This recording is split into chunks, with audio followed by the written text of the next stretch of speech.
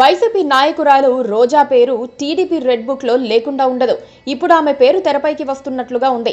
TDP నేతల్ని తిట్లతోనే విమర్శించటం ఆమె style. ఇటీవల అందరినీ గాలినా కొడుకులు అనేశారు. అయితే రోజా ధైర్యం ఏంటో కానీ దూకుడుగా ఉంటున్నారు. కానీ ఆమెపై ఉన్న ఆరోపణలకు లెక్కలేదు. శ్రీవారి వీఐపీ టికెట్లను అమ్ముకోవటం దగ్గర నుంచి ఆడుదాం ఆంధ్ర కిట్ల కొనుగోలు వరకు ఆమెపై చాలా ఆరోపణలు ఉన్నాయి. ఆడుదాం ఆంధ్ర అనే కార్యక్రమం పెట్టి పెద్ద ఎత్తున అవినీతికి పాల్పడ్డారన్న ఆరోపణలు వచ్చాయి. రోజా మంత్రి అయితే శాప్ చైర్మన్ గా ఆయన ఇద్దరూ కలిసి కమిషన్లు దండుకున్నారని చెబుతారు. మహిళల్ని అరెస్టు చేయరన్న ధైర్యంతో రోజా సవాళ్లు చేస్తూ వస్తున్నారని, కానీ రోజా లాంటి వారికి మినహాయింపు అనే చెబుతున్నారు. వైసీపీ హయాంలో ఆడుదాం ఆంధ్ర అంటూ ఆడిన అవినీతి ఆటపై విజిలెన్స్, ఎన్ఫోర్స్మెంట్ సంచలన ఆధారాలను వెలుగులోకి తెచ్చింది.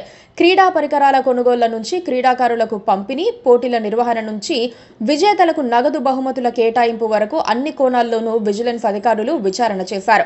గత ప్రభుత్వం ఆడుదాం ఆంధ్ర కార్యక్రమానికి ఎన్నో కోట్లు ఖర్చు చేశారు. 37 కోట్లతో క్రీడా పరికరాల కొనుగోళ్లు చేశారు.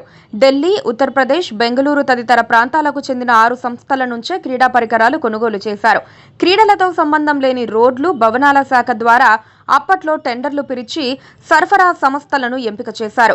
ఆడడం మొదలుపెట్టిన వెంటనే క్రికెట్ బ్యాట్లు విరిగిపోవడంతో అప్పట్లో వీటి నాణ్యతపై అనుమానాలు వ్యక్తమయ్యాయి. అత్యధిక జిల్లాల్లో ఆన్లైన్లో రిజిస్ట్రేషన్ చేయించుకునే క్రీడాకారులు లేక పోటీలు తూతూ మంత్రంగా నిర్వహణ, దారిన పోయే వారందరినీ తీసుకొచ్చి పోటీల్లో పెట్టిన సందర్భాలు వెలుగులోకొచ్చాయి. విజేతలకు నగదు బహుమతుల కేటాయింపులోనూ భారీగా అక్రమాలు జరిగాయి. వైకాపా కార్యకర్తలకు, జిల్లా క్రీడా అధికారుల కుటుంబ సభ్యులు, అనుచరులకు కూడా నగదు బహుమతులు ఇచ్చేశారు. ప్రకాశం జిల్లాల్లో అక్కడి క్రీడా అధికారి తన కుటుంబ సభ్యుల పేర్లు విజేతల జాబితాలో చేర్చి నగదు కేటాయించేశారు. ఈ విషయాన్ని సమాచార హక్కు చట్టం కింద సమాచారం కింద రాబట్టారు. విశాఖలో నిర్వహించిన ఆడుదాం ఆంధ్ర ముగింపు కార్యక్రమం కోసం 3 కోట్లకు పైగా ఖర్చు చేశారు. టిడ్కో ఇళ్లలో క్రీడాకారులకు వసతి కల్పించి ఇందుకోసం 5 లక్షలకు పైగా వెచ్చించినట్లు బిల్లులు పెట్టుకున్నారు. విజిలెన్స్ నివేదికను డీజీపీ పరిశీలించి ఏసీబీ కేసు నమోదు చేయాలని సిఫార్సు చేసే అవకాశాలు ఉన్నాయి. ఆ తర్వాత రోజా తిరుమల శ్రీవారిని మార్కెట్ చేసుకున్న వైనం బయటపెట్టే అవకాశం ఉంది. టీటీడీ విజిలెన్స్ పూర్తి స్థాయిలో అన్ని అక్రమాలను వెలికితీసింది.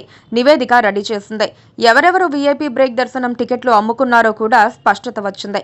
అలాంటప్పుడు ఎందుకు విచారణలు ఆలస్యం అవుతున్నాయో టీడీపీ క్యాడర్ కు కూడా అర్థం కావటం లేదు. ఆమె చిన్న చిన్న మాటలు మాట్లాడలేదు. పవన్, చంద్రబాబు, లోకేష్ పై అత్యంత ఘోరమైన భాషను వాడిన వారిలో మొదటి వరుసలో ఉంటారు. అందుకే రోజాపై విచారణలు ప్రారంభించాలని కోరుకుంటున్నారు. Please subscribe to